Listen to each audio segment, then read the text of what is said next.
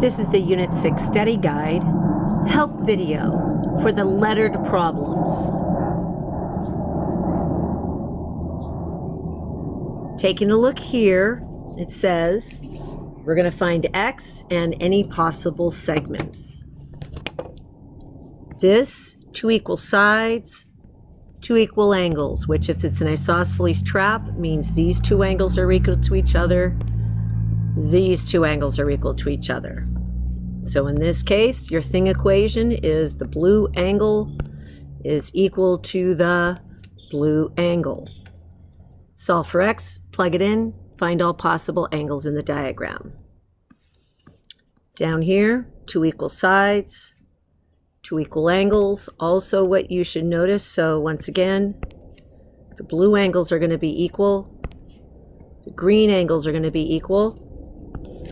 Remember, it's a set of parallel sides, which means these are consecutive interior angles. They add up to 180. So your thing equation here is going to be the green plus the blue equals 180 degrees. And then you solve all the way around because two equal sides, two equal angles. Once again, two equal sides, two equal angles. That means that 13x minus 3 can be rotated over here. We have parallel lines, which makes these consecutive interior. So your thing equation is the green plus the blue equals 180. Taking a look here, what do you notice? We have a median. Because there's a midpoint, this is a median. The median is going to equal the average, divide by 2 of the bases. So there would be one base, that's the parallel side, and your other base. The median equals the average of the bases. So you circle, plug, chug.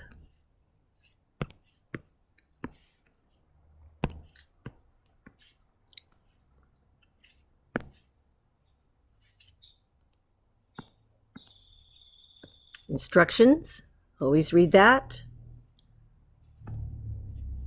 Says, see the polygons below. Extend one side of each shape to create a single exterior angle. Now sweep the one exterior angle and sweep the matching interior angle. Use the exterior angle equals 360 divided by n to find the single exterior angle and interior angle in each regular polygon. That's important that you understand they're regular. Find the corresponding angle next to it. So we have here a corresponding exterior and interior angle. So we extend. Here's your interior angle. Here's your exterior angle. My exterior angle, if it is regular, one exterior angle equals 360 divided by n. This case, the n is 5, so we're doing 360 divided by 5. 5 goes in there, 7, 35, 1 left over, 2. So I find that this exterior angle is 72. You don't have to do the interior angle equation because if you look carefully, the exterior and interior adds up to 180. So all you have to do is 180 minus 72, and we get 108. And that's true of all exterior and interior angles.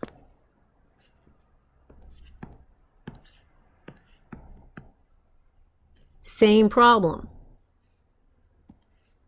What is the number of sides? So instantly, what is the number of sides? Instantly, you know you're looking for n in a regular polygon in which the measure of an interior angle is 17 times greater than its matching exterior angle.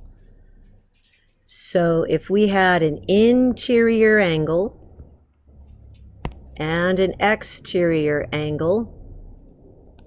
This interior angle, if the exterior angle is unknown, the interior angle is 17 times the unknown.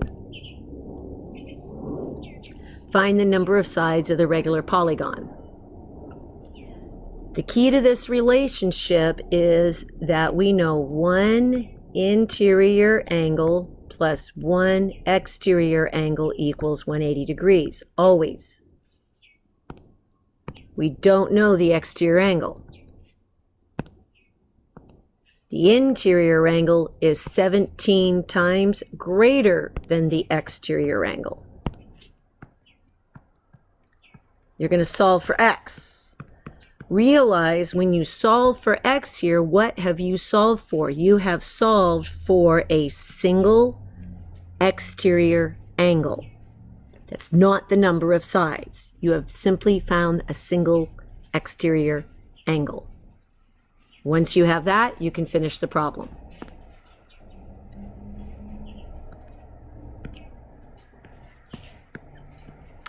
Hot Wheels has been making die-cast models of popular cars for over 50 years. Below is a picture of a 2010 Mustang GT and its corresponding Hot Wheels model. The length of the car is approximately 16 feet.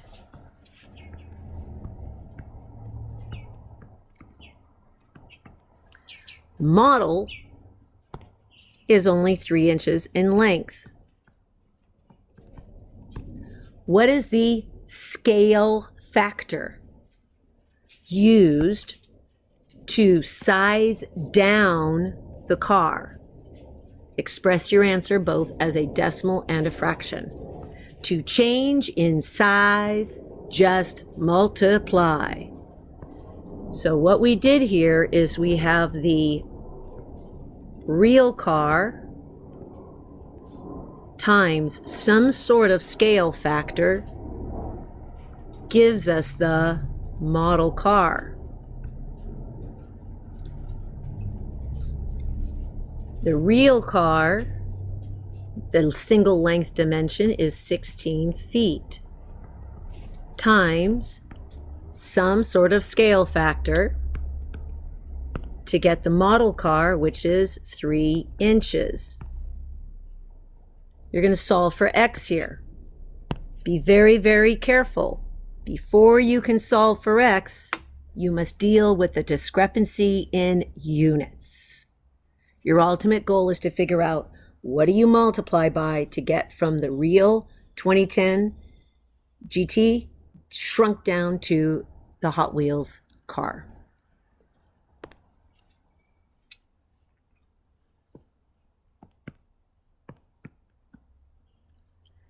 Says in rectangle HIJK, the diagonals IK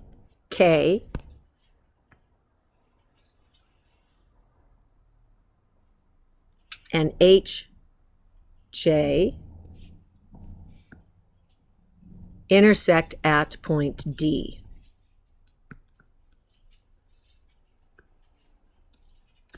The measure of angle DJK.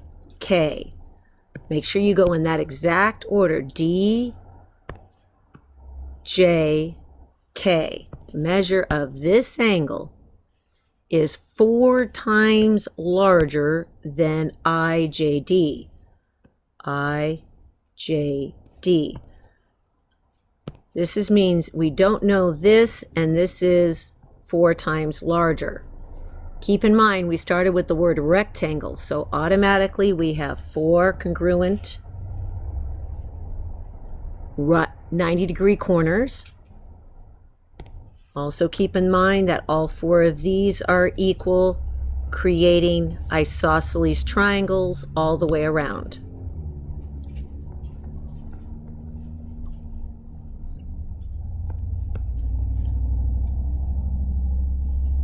H to D is 10 centimeters.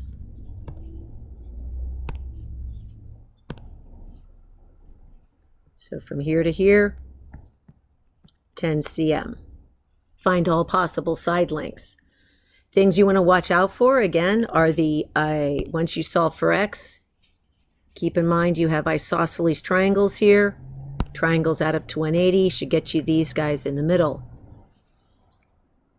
You know the relationship between all four of these pieces.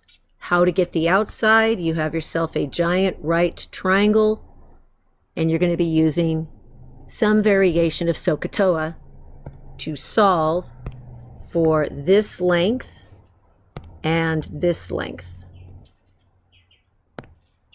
Workspace.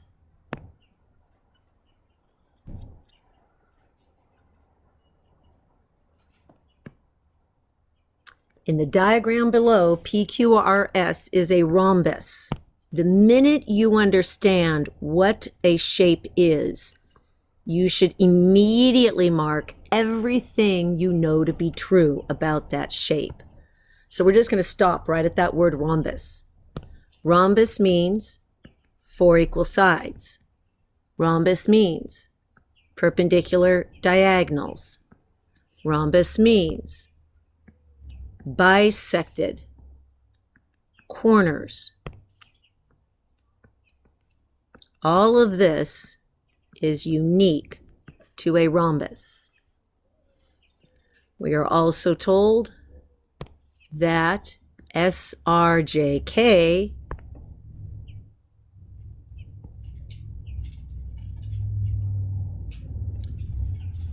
is a isosceles trapezoid, 2 equal sides, 2 equal angles there, equal angles here as well.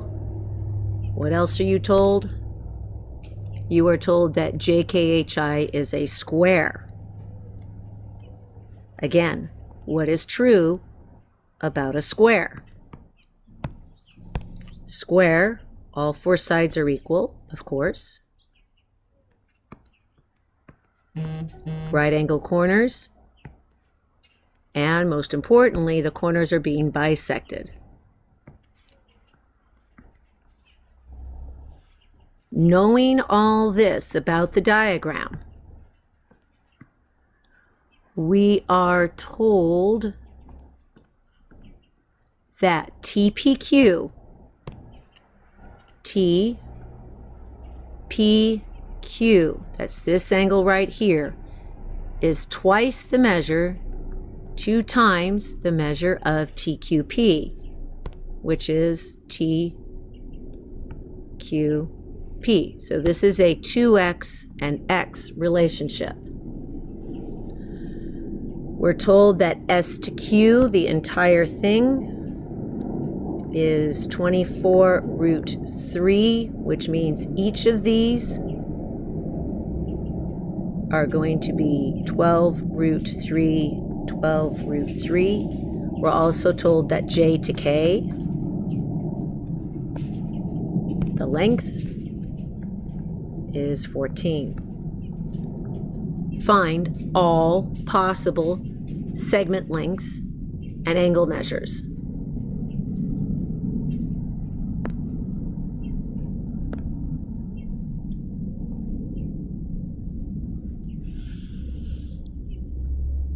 Now we're going into coordinate proofs. Here we're told that this is just a quadrilateral, 4 sides, that's all you know. You're trying to prove it is a parallelogram, but not a rectangle.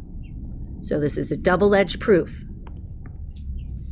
So first we're going to list how can you prove a parallelogram. We're going to do the OCDs.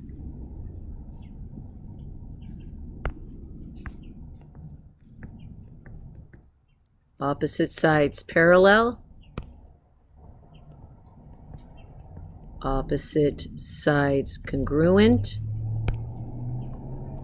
opposite angles congruent, consecutive angles supplementary,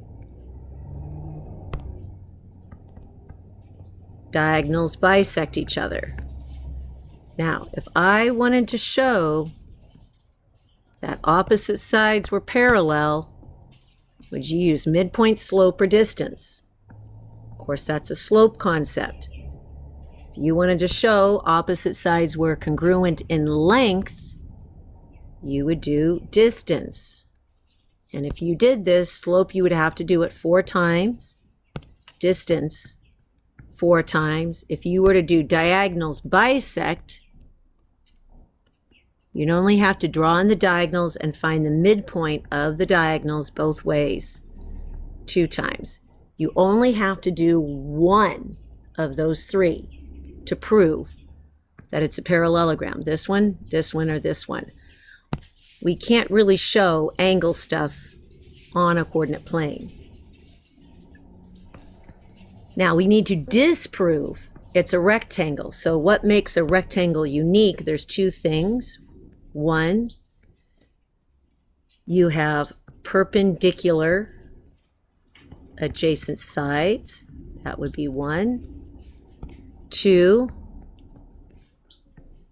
the lengths of the diagonals in a rectangle are congruent. So if I wanted to show perpendicular sides, that would be a slope issue. If I wanted to show diagonal lengths congruent, that would be a distance issue.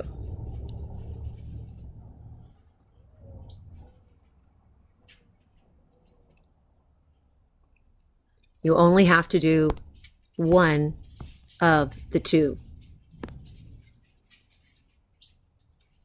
Show all your work and make sure when you do summaries that you show the math, you explain the meaning of the math, and don't forget your punchline. Math, meaning, punchline.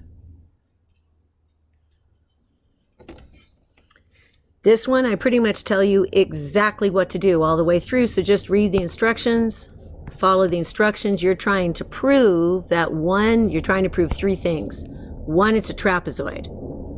So you're going to show 2 sides are parallel. 2, you're going to prove that this is a median by showing those are midpoints.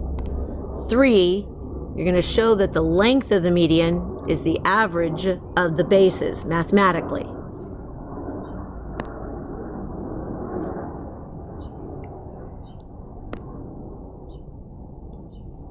Your last coordinate proof,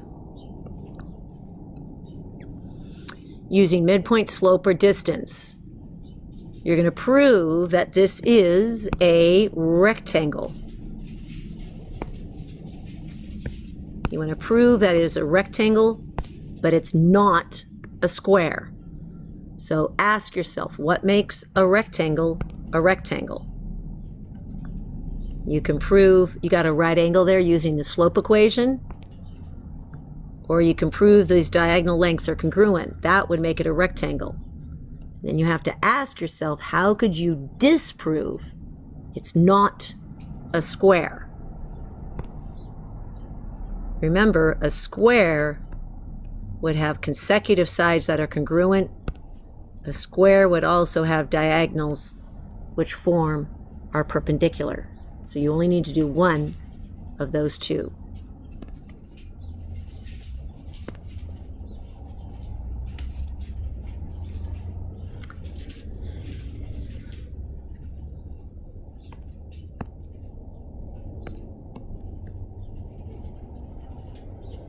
A glide reflection combines a reflection with a translation. It's a combination.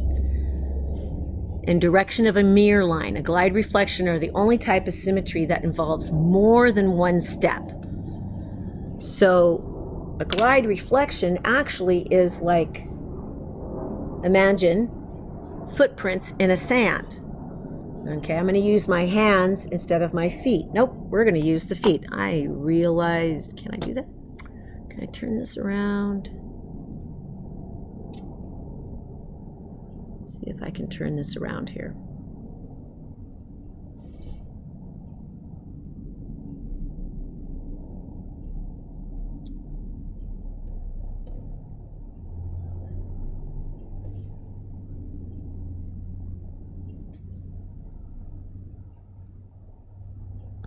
Nope, we're going to have to demonstrate with your hands. So imagine your feet, which would be kind of like your hands. if you put your feet together, they're automatically reflections, left, right. Okay? Now, when you take a step, you've translated, but you're still reflected. So translate, reflect, translate, reflect, translate, reflect. So a glide reflection is a combination of both a translation and a reflection. So we're going to do this. We're going to take PQR. We're going to reflect over the y-axis and translate 3 units up.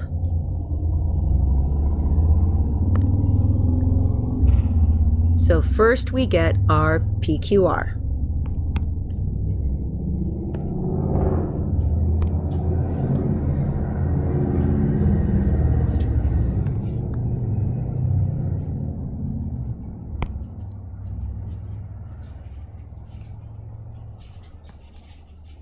So P is sitting at -2, -6.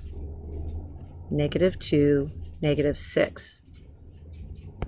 Q, -4, -8, and R is at -6, -4. We are reflecting over the y-axis and translating 3 units up. So to reflect over the y, you opposite the x coordinate. So step 1, to get my first glide reflection, I simply opposite all those x coordinates. So that's going to be 2, 4, and 6. And I'm going to slide 3 units up, and up is a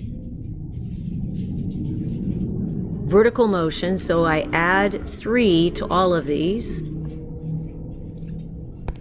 And I get -3, -5, -1. You plot these points and you will see that triangle flip over the y-axis and be shifted up, almost like a step. You're going to do, that's glide reflection 1, you do glide reflection 2, and then you estimate what would be the glide reflection number 20. Not estimate, calculate.